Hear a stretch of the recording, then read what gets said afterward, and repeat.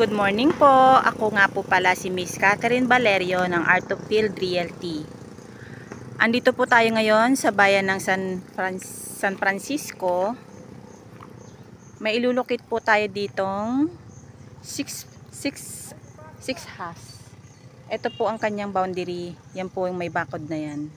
Yan. Along Barangay Road po ang ating property. Ito po siya. Yan.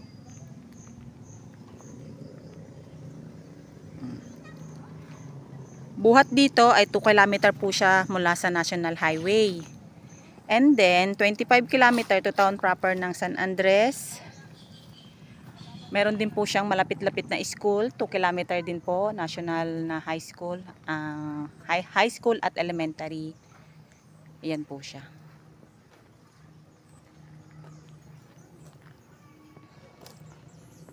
Meron po tayong signal ng kuryente.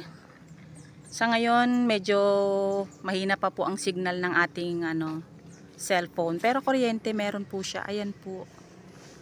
Yan. Ayan po ang ating property. Ang 6 na hektarya, yan po siya. Napakarami po ng niyog.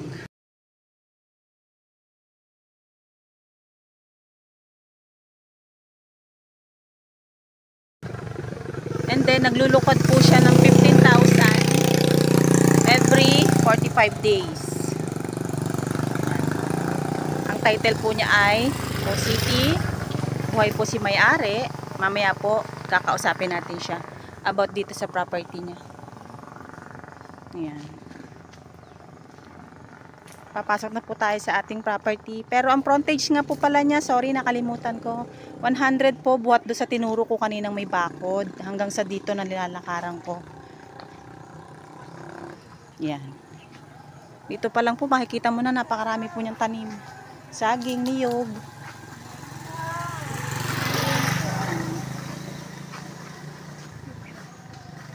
Medyo mainit na po, pero kaya rin naman. Flatland naman po siya, 100%. Yan po ang kanyang kapunuan ng niyog. Sobrang dami po. Ayan po. Oh. Makikita mo talaga napakadami niyang niyog. Yan.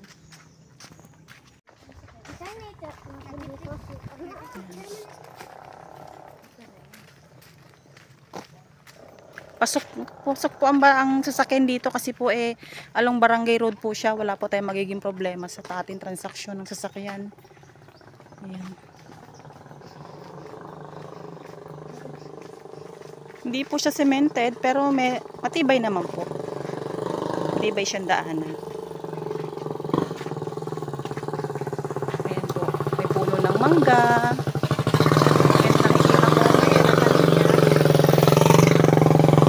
Natin kanina na frontage doon sa pinakadulo, ito po yung hangganan niya.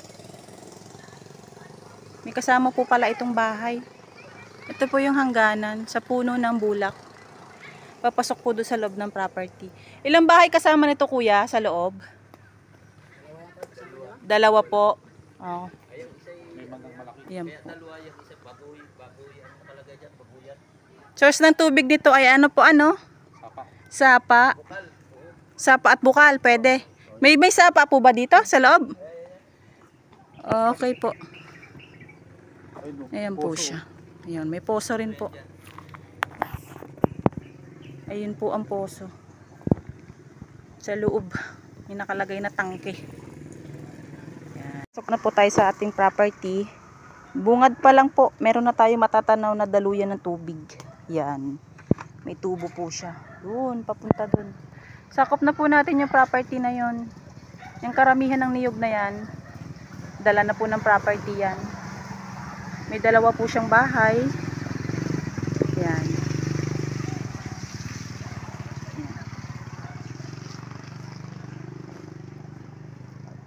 May puno ng mangga. Pero marami po ako talaga nakikita na puno ng niyog. Ang ganda niya. Yan po. Ano to kuya, pigiri? Okay. Ongoing siya kuya?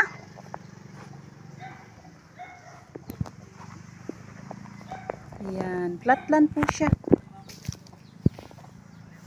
Sino po ang gustong mag-avail? Ayan po. Maganda siya. Abil nyo na po at flatland po siya. Hindi po kayo mahihirapan kasi along barangay road lang din po siya. At bukod po doon ay meron na po kayong income monthly. Ang laki, 15,000. Yan po oh. Gaganda ng niyog niya. Yan po, dala po yung mga bahay na yan. Tsaka ito po. Ito pong isa ay piggery daw. Piggery lang yan, kuya? Ah, may mayroong baboy. Ayan po, ang cute. Ayan po.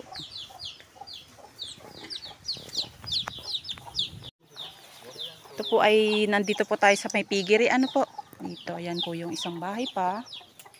And then, ito po yung sinasabi kong poso kanina na natanaw dun sa labas ng kalsada. Ito po. Yan. Po yung piggery. Ongoing po yung piggery. Kung gusto nyo pong mag-alaga ng hayop, pwede po. May manukan din po pala dito sa gilid. Yan. Ito po yung kanyang tubig. May poso. Yan. Yung pong labas na yan, kalsada na po yan. Yan, dyan po ako kayo nagsimula. Yan. Hindi na po kayo mahihirapan kasi along barangay road lang naman po siya. Yan. Meron din po palang puno ng kaimito. Yan. Pasensya na po kayo, hindi ko po masyadong ma-recognize yung ibang puno at hindi ko po talaga sila kilala. Yan.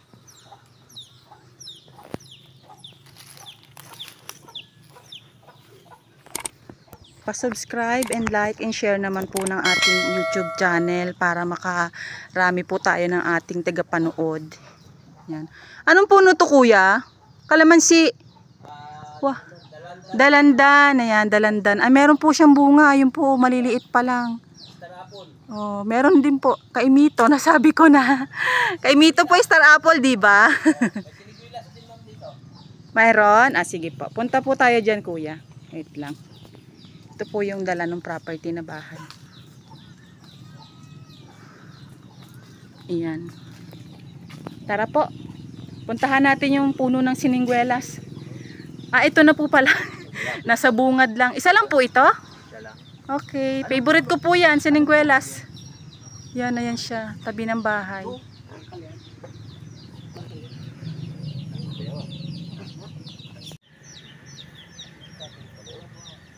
Hitik na hitik po talaga siya sa bunga. Oh.